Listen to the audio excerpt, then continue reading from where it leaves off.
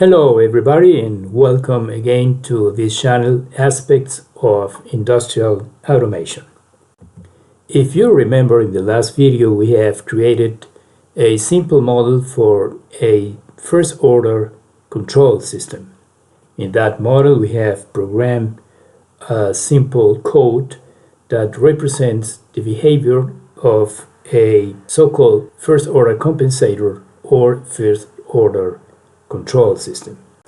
Now here in TIA Portal we see the code that was created in the last video, and we have input and output, and then we have also the parameters gain, lead time, lag time, sample time. We have created that code into a function block FB1 called lead lag block. Lead lag data block is the instance data block that belongs to that function block. We have the inputs, in which in this case there is no zeros, lead time equal to 0. The pole is represented by this number here, 15.0 seconds. This is a lag time, sample time equals 1, and gain equals 1. Then at the end we have simulated the dynamic or time behavior, in which we have set here on the input a step signal, and we have observed what happened in the output. The step response was an exponential signal that with the time approaches slowly the input signal. Then we had connected two of these first order blocks in series in order to obtain a second order plan or second order control system. The input is var in, variable in, the output is variable process or process variable. In this opportunity, in this video, we are going to complete the whole system with the use of a controller, for example, a PID controller. This controller is going to be programmed here in the second network, and we're going to connect the output of the plan, process variable, to the input of the PID block, and the output of the PID block to the input of the plan here on the left hand side, called variable in.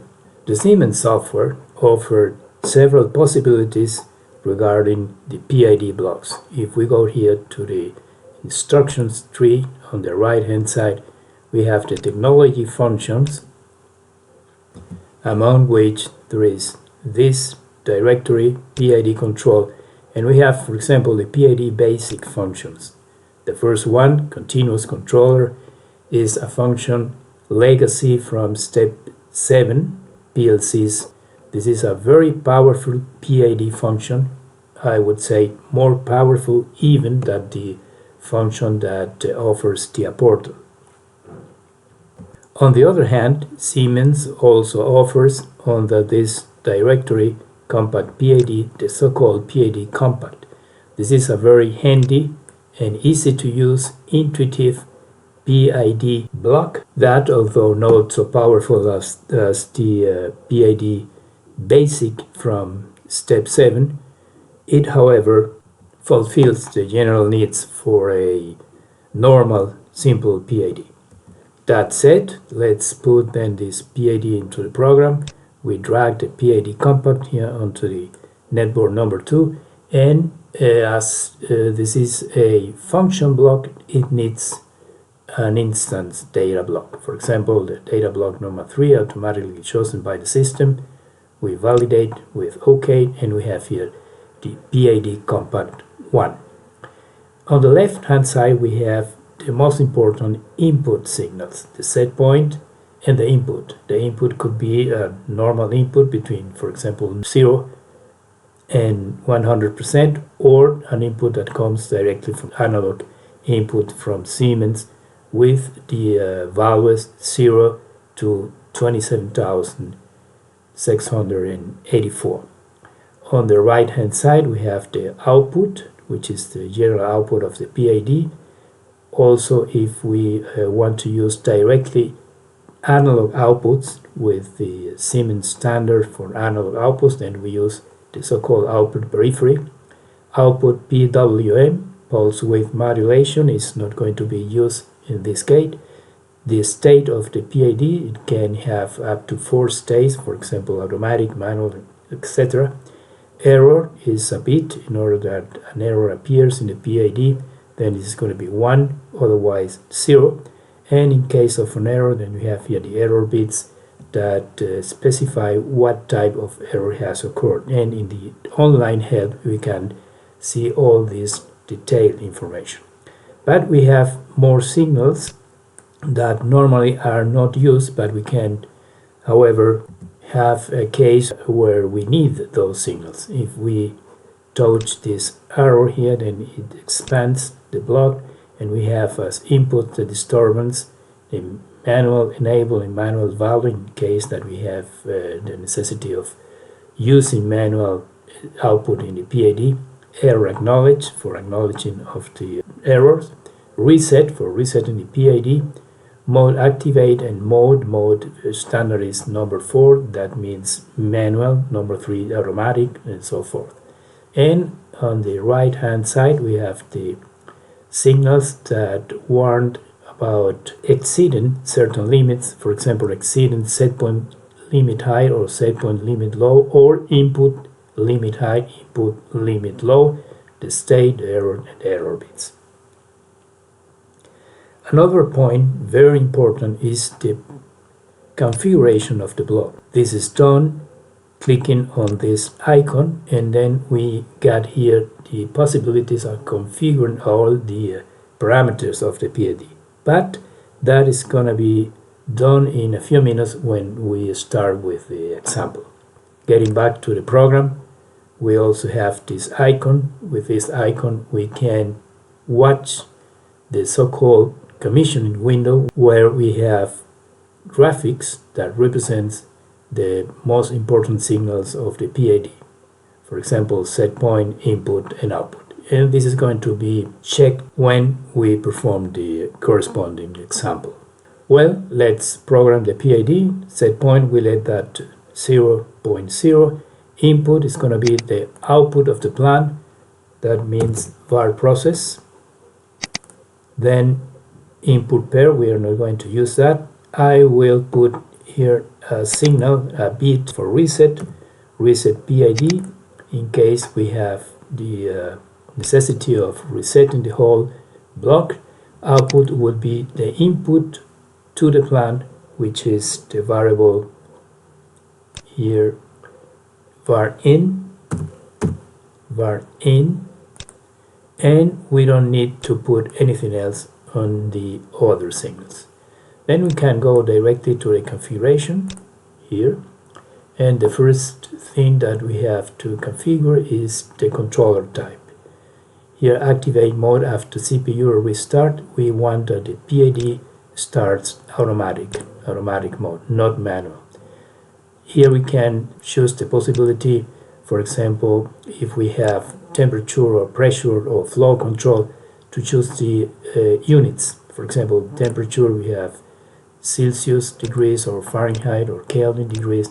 In pressure, we have bar, or we have Pascal or pound per square inch, PSI.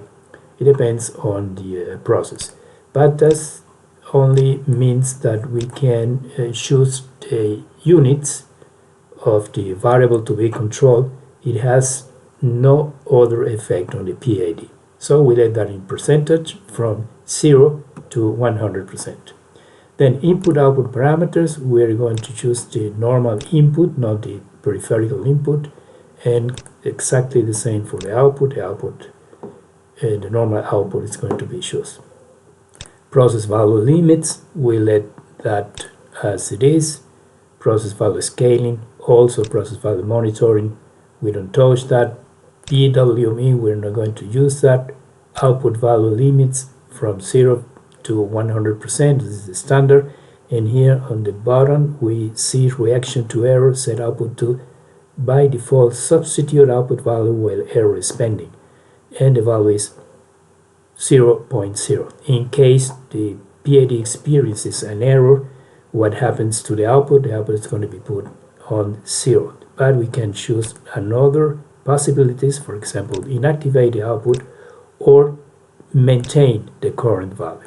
We'll let that by default substitute output with the value 0.0.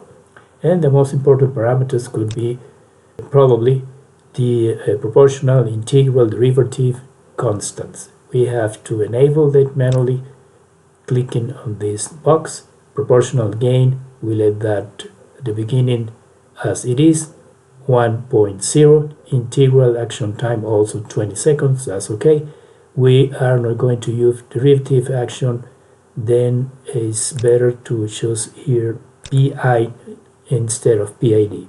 That is proportional integral action, and we forget about derivative action for a time being. Proportional action weighting 1.0, derivative action weighting also 1.0, and sample time by default 1.0 seconds. Okay, the parameters are set. We can close these windows and we are ready to simulate and to test this program. First thing, as usual, click here and save the project. Once this has been done, then click here and click on simulate, validate this window. Okay, here we are, we tap load, finish, and we take the PLC to the run state. Run.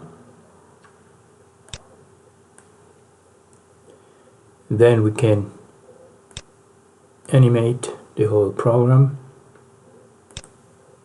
monitoring. Okay, and we first observe that setpoint is at 0, output also 0, and input 0, and the same thing here on the plant. So at this time it's going to be convenient, however, to define a variable here on setpoint. In that way we don't need to load the program every time that we make a change here on this setpoint. We would choose, for example, setpoint. This is a variable that I have already defined in the PLC table. Setpoint, this is MD108, and the only thing that we need to do is to load the program again. Okay, I'm going to apply a step input here on the setpoint from 0.0 to 1.0, and we'll see what happens here with the output of the PID. Right click, modify this operand from 0.0 to 1.0, and we validate and observe what happens here at the output. Okay, and the output is going to at the beginning fast approach the 1.0, 0.17, 0.72. So I stop the video for a little while, a few seconds, almost 1 minute, and we have reached in this moment 0.95. This is 90% of the input. The output has reached over 90% of the input. It is inside the so-called tolerance area, tolerance zone. So if we let this run a few more minutes, we eventually will reach the 1.0 value. Okay, now I'm going to do the same thing, but we're going to watch it by means of this commissioning tool that this PID block offers in TIA Portal with its corresponding graphic. But first I'm going to apply a reset here, modify to 1, reset PID, and I can now modify the operand to 0.0 as it was at the beginning. So in a few moments the PID is going to stabilize itself in a value very near 0. We are by 10 to the minus 7. This is practically 0. Okay, now I'm going to put reset again in 0, reset 0. The PID can work now normally, and I will put again a 1 here and step input, and immediately I will click here on this commissioning Windows symbol so we can get the graphic. But first I will click here to arrange to set this graphic interface. Okay, we have 3 curves, every curve with a color. Black is for current set point, green for the input, and red for the output. This lane can be closed, and we have here, this can be also closed, and we have here the canvas. This axis here, the value axis, is from 0 to 120. Okay, we can also manipulate the axis and adapt to our needs, touching these icons here on the top. Then I go back and I put a 1 here again, modify operand from 0 to 1.0, step input. I press OK, and immediately I will press this icon to go to the graphic interface. OK, go to the graphic interface, start, and then we'll see what has happened. Here's the set point, the black curve here on the top. The red curve is the output of the PID, and the green curve here is the input variable, the variable to be controlled, to be regulated. You can see that this variable is approaching the value of the set point. Here we are right now by approximately 0.85, 0.90 almost, and in a few seconds we will reach the set point, which is 1 unit in this case. Here in this moment we're over 90%, almost 95%. Okay, and here at the bottom we can see the values of the 3 curves here on the left hand side. For example, set point 0.97, and the output of the PID is 0.97 also. Okay, going back to the program, we can minimize this window, and then I'm going to put the reset again at 1, modify from 0 to 1, reset 1, and I'm going to put a 0 here on the set point as before, 0.0 at set point, and we want to change one of the parameters of the PID, for example, the lag time. Okay, we go here to the settings of the PID parameters, and lag time, this is integral into action time, is 20.0. We're going to change that to, for example, 2.5, and we have also to change it at start value of the project, because we're gonna have to download the project. This time is no longer a green balloon here, but a blue-red balloon. That means that the program online is not exactly the same as the program offline. That means that we have to download the program. Then we click here on program blocks and press here on the top on download. Load. Okay, and we are set. That means we have now the integral time or lag time equal to 2.5. This is less than the initial value of 20.0, and that means that the input response, the step response, is going to be much faster than the first time. Okay, we animate the whole thing, and don't forget to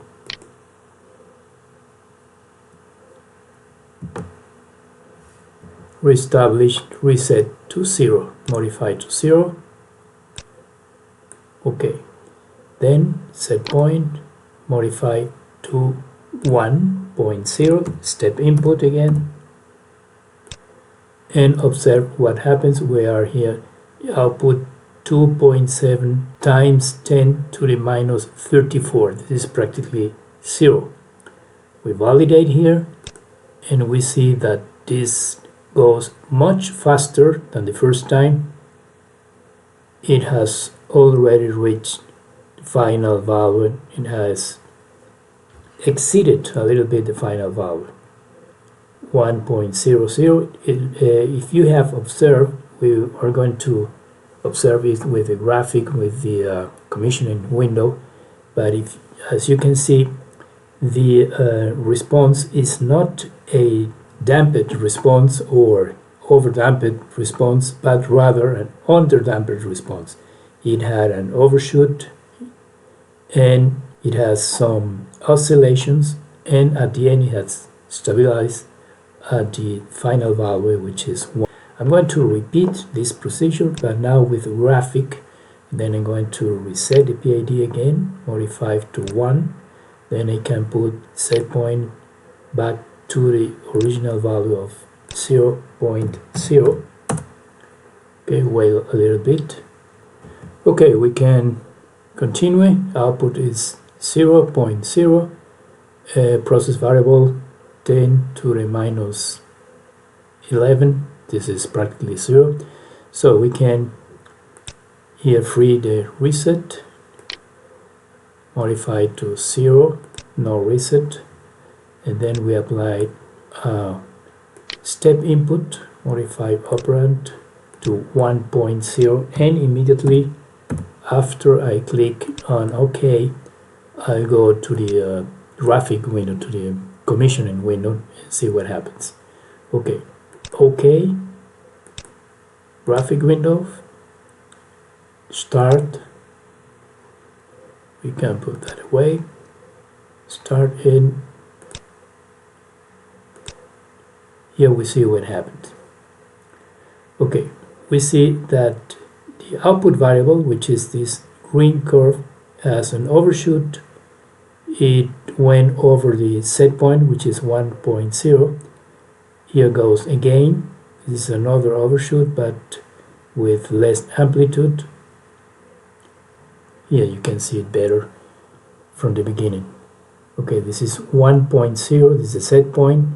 At the beginning, the output of the plant went to 1.15. This is the maximal overshoot, and then it went down again, a smaller overshoot, some oscillations, and at the end it has stabilized by 1. This is the output of the PID when the output variable of the plant is by 1. Then the output of the PID remains constant at the same value because it has already reached its final value, which means that the green curve, the output of the plant, has reached the set point. Okay, what would happen, I'm going to minimize this, if I here go again to modify operand 0.0. This is an inverse step input. Okay, we go to the graph and we see what happened here. Here's the black curve. This is the new set point.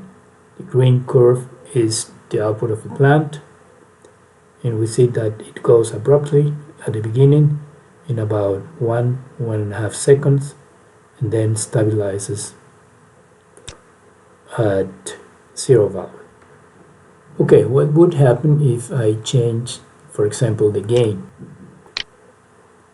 I can make reset equal 1 here to freeze the PID, set point at 0, and I go here to the parameters and change proportional gain to, say, 2.0, and integral action time, for example, 5.0. Remember that you have to change it also in the start value of the project, 2.0, and here 5.0. Okay, that means the program has been changed, and that means in turn that you have to download these modifications. So I click on program blocks, download, load again. So and we have the new parameters already in the PID. Then we can animate and put reset at 0 again, modify reset to 0, no reset, and then we make here a step input from 0 to 1, once again from 0 to 1.0, and go immediately to the graphic. Okay, slower because we have increased the integral time from 2.5 to 5 seconds. Then we see that there is an oscillation here near the end value of set point, which is 1, but at the end the output of the plant reaches the set point and stabilizes. Well, we could make other experiments with these blocks. We could choose other values for the PID parameters, for example integral time, and we also could choose another values for example the lead time from these blocks, this model from first order plants. We have worked exclusively with lead time equal to 0 and lag time equal to 15 or to 2.5 seconds, but we can change those values, and we can also change the parameters of the PID, and also we could test what would happen if we insert the derivative part of the PID. In this case, the PI would be converted in a real PID. Okay, as you see, this PID is relatively simple and intuitive to program, to understand, especially if we compare it with the classical PID, the continuous block, which is a block that comes from step 7 from the PLC S7300 and S7400. But although this PID is not so powerful in comparison with the PID from step 7, it however offers a wide range of possibilities in control applications, for example the normal process variable in the industry, pressure, flow, temperature, level, and so forth. Well, we have reached the end of the presentation. If you found that this video was interesting for you, please don't forget to give a like and eventually subscribe to the channel, and I'll be posting in the near future more videos related to this very interesting stuff, which is industrial automation, aspects of industrial automation. Thank you very much for your attention, and I hope to see you here very soon again.